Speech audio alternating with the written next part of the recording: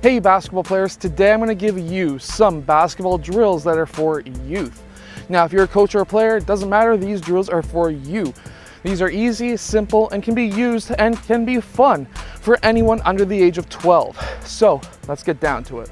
Okay, so number one and the most basic simple drill that you've probably seen ran 6 trillion times is the Zig Zag Drill. Now I'm going to add in a couple of different things on this Zig Zag Drill that you may have never seen before or just don't see very commonly. So if you're dribbling towards the left side, you really want to dribble with your left hand. And this is how I would explain it to the players, because if you're dribbling with your left hand, it's a little bit harder to get the ball stolen, especially if you have a guard hand. If you're dribbling with your right hand, it's going to get stolen in about 2.1 seconds. So when you get to the pylon, which let's say there's a pylon here, we're going to cross over. Now you don't have to cross over through your legs. You can cross over behind your back. You can cross over just with a regular crossover. But when we get to that crossover point, we want to hop into our crossover and make sure that the feet, when you hop into the crossover, are pointing in the direction where you want to go. This is a mistake that even more advanced basketball players make, because if you're crossing into your or hopping into your crossover and you're pointing this way, but you want to go this way, you're not transferring your forward momentum. You need to have your feet pointed in the same direction as where you want to go, because then it's a little bit easier to jump off of them. So Zig Zag Drill, when done the right way, is a really, really good drill for anybody of any age. You want to hop into your crossovers because it's going to be quicker to explode off. This is a simple move that you can even use if you're in the half court to try and get past your defender. So I'm going to tell you right now, shooting is extremely important. Even though these are ball handling drills, these are still shooting is very important. And we want to incorporate shooting in as many drills as we can. Even with that Zig Zag Drill, we can still incorporate shooting by saying once you get to the end, you need to attack a basket. Whether you're in the half court, you come back and attack this basket, or if you're doing the zigzag full court, you can attack that basket down there and take a shot or whatever it may be. But you want to incorporate a shot as often as you can. And what we're going to do here is we're going to go start in the low block. We're going to be dribbling with the left hand up. Let's say there's a pylon here where the elbow is. We're going to turn around. We're going to learn footwork. We're going to have our right foot in and turn. This way we can take that shot super quickly. So what we are really imitating here is running up, not necessarily dribbling, but running up, catching that ball for a shot, planting that inside foot, turn and shot coming off of a screen or a pin down screen or whatever. But basically we're incorporating dribbling because there might be only one player. Come around, incorporate footwork, turn, shot.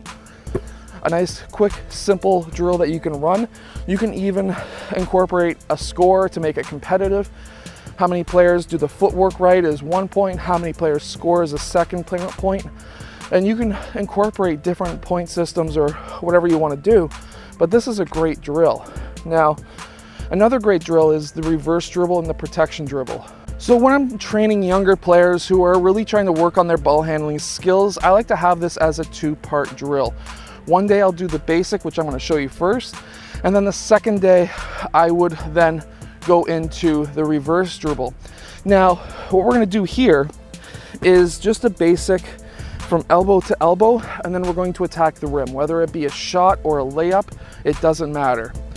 And what we're going to do is we're going to have them shuffle with the ball like this. However, I want to have their offhand protecting the ball. So protect the ball, protect the ball, protect the ball, get around that pylon and attack. Now, why is this drill so useful? Well, how many times at the younger level, 9, 10, 11-year-olds are dribbling and they are not protecting the ball. So it's really easy for them to lose that ball. This is a great drill to teach them how to protect their dribble. And then on the second day, I would then set up the reverse protection dribble where I would have a pylon here as well as a pylon on the top of the key. And same type of dribble where we're shuffling and having the protection hand, except now we're going back. Like if you're reversing away from a bad situation in a game and you're going to be reversing.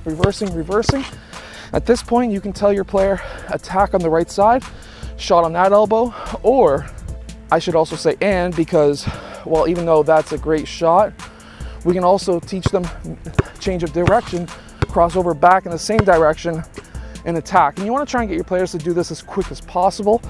Now this crossover could be simple, could be bang, bang, cross, and attack, or it could be bang, bang, bang, behind the back and attack, which apparently I can't handle today. So anytime you're training or coaching younger players, you want to have these skill development drills, but you also want to keep it fun. You don't want to be just working on skills the whole entire time.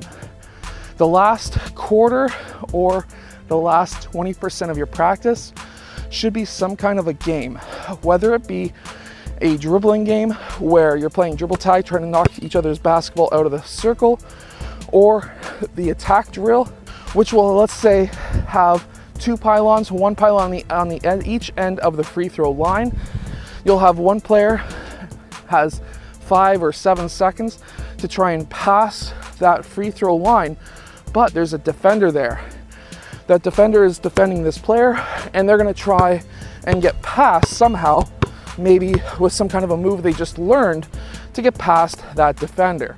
So whether you're a coach or a player, these drills will help you. And if you've got a couple of different friends who are with you, who want to train with you, especially that last game is a lot of fun. I'll see you guys again next time. I hope that you've enjoyed.